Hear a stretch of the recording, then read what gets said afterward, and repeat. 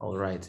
Luckily, I didn't start reading. I just told you a little bit of an introduction to the story. I'm not going to repeat, don't worry, I'm not going to repeat myself again. Now, yesterday we talked about Elijah being fed by ravens. Ravens came and gave him food to eat during the drought. Drought means no rain. And the drought continues, and the brook where he was staying, when the brook dried up because there had been no rain, the Lord spoke to Elijah. There was no rain for 3 years and a half, I think. Finally, when it dried up, there was no water for him to drink. So God said, go to Zarephath. That's a town's name. I have directed a widow there to provide you with food, God said. And now he comes and there's a widow. A widow is a woman without a husband. Her husband probably died, so she's alone, maybe with children. He says, Elijah says, would you bring me a little water in a jar so I may have a drink, as well as a piece of bread? Says Elijah. And now the widow says, as God lives, I have only a handful of flour in a jar and a little olive oil in a jug. That's all I have. She says, I don't have much. And she says here in the next picture, she's gathering something. She says, I am gathering a few sticks to take home and make a meal for myself and my son, that we may eat it and die, because that's the last of their food. They don't have any more food. They're just going to go use that flour, use that oil, and die. And Elijah says, don't be afraid. Go home and do as you have said. Now, that would require a lot of faith. She only has a little bit of food, and he says, do not eat it with your son, you and your hungry son, but give it to me instead. That's what Elijah said. And then he continues, but first make a small loaf of bread for me from what you have and bring it to me, and then make something for yourself and your son. So he says, first make it for me, and the leftovers you and your son can eat. For this is what the God of Israel says, the flour will not be used up, and the oil will not run dry until the day the Lord sends rain on the land. So he says, until the rain comes, you will not run out of flour. It would get multiplied inside a jar miraculously, and you will never run out of flour and oil. They will never run out, no matter how much you use, they will never run out. She did as Elijah instructed, and there was food every day for Elijah and her family in keeping with the word of the Lord. And there they are. Now let's read the lesson over here. Any volunteers to read? Diana, of course, start. The widow's last meal. The stream where Elijah had been getting water had dried up because it hadn't rained for a long time. So the Lord told Elijah to go to a certain town. When Elijah got to the town, he saw a widow gathering firewood and said to her, please give me a drink of water, and could you give me some bread as well? The woman answered, believe me, I don't have any bread. All I have left is a handful of flour in a bowl and a drop of olive oil in a jar. I'm gathering firewood to make one last meal for myself and my son before we die. Don't worry, Elijah replied. The bowl will not run out of flour, neither will the jar run out of oil until the Lord sends rain again.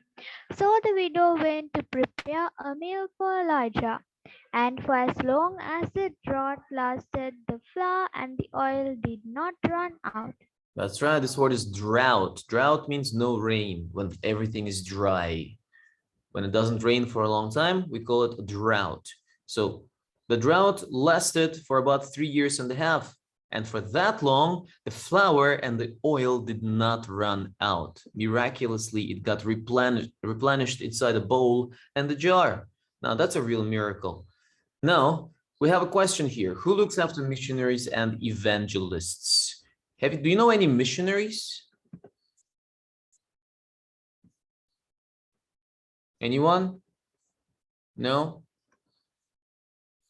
Some people, Budini wants to read. Okay, Budini will read to us. She raised her hand. Will you read this part?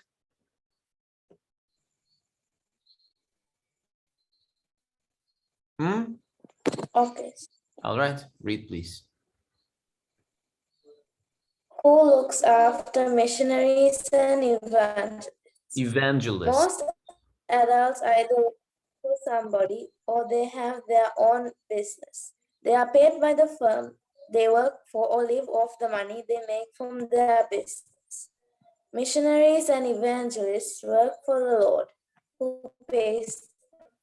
So who pays them? Although the Lord does reward them, they still have the everyday expenses of food, clothes, and other things. Elijah had no money to buy food, yet God had a plan in place. God uses those who have telling others about it. You too could be part of God's plan to help missionaries. You books and other things too. Yes, a part of it got skipped because of your connection. We'll read the last paragraph, okay? I'll read it one more time because it wasn't very clear. God uses those who have money or food to give to those who spend their lives telling others about him. You too could be part of God's plan to help missionaries. You could give some of your pocket money to missions or donate used books and other things to missionary kids. Now, missionaries, they quit their jobs, okay? Your parents, they all, let me just look at you, okay? Even though you don't show your faces, I'll just look at you. They give up their jobs and they go, let's say, to Africa. In Africa, where there is a lot of poor people. And they go and tell them about Jesus. They tell them about God. And they do not, because they don't have a job anymore, who takes care of them? Well, sometimes people like you and I, because, well, not you because you don't have a job, you don't have any money on your own, but when you grow up, you might have, right? So you can help those people who go to, let's say, Africa and tell people who've never heard about God, who tell those people who've never heard about God, about him, about Jesus. Yes, Nishia? I cannot hear you. What? You're a little too loud now. Nishia, what are you saying?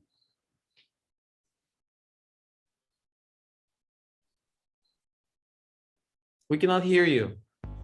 Save your question for later. We're going to look at the Bible verse together, okay? At the bottom, ready, start. In the In the same way, the Lord the Lord has commanded that those who the preach the gospel should receive their living from the gospel. 1 Corinthians 9 verse 14. 14.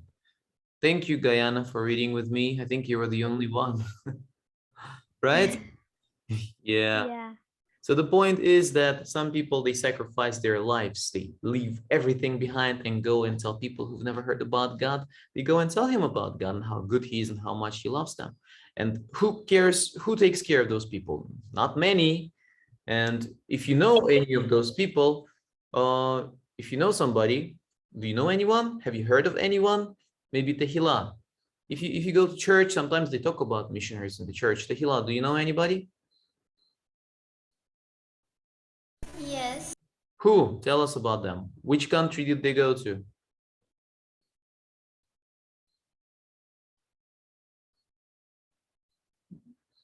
Australia. Australia. All right.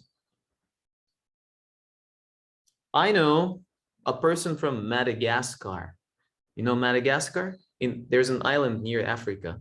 And a person, a Korean person, and he went there and he built an orphanage there. Now he works there. I also know a person in Thailand. In Thailand, wait, I have to enable the chat because Nisha's microphone doesn't work. She wants to tell something, but her microphone doesn't work. So I'll enable chat room. Please do not be noisy in the chat room. Okay. You can just talk to us. I know a person in Thailand, and they tell people who do not know about Jesus, they go to Thailand, they go to places and tell them about him. Also, I know one person who is in China. They do the same thing in China. Yeah.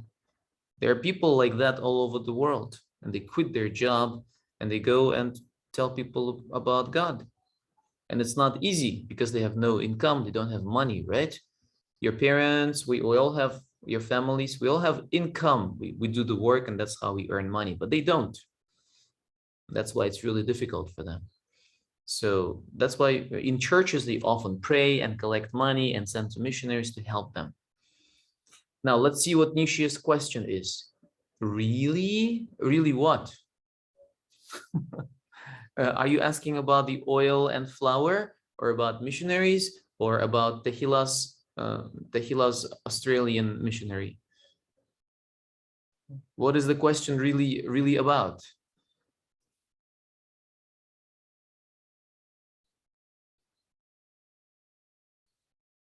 So quick. She's typing. She needs time. Let me start the recording for now.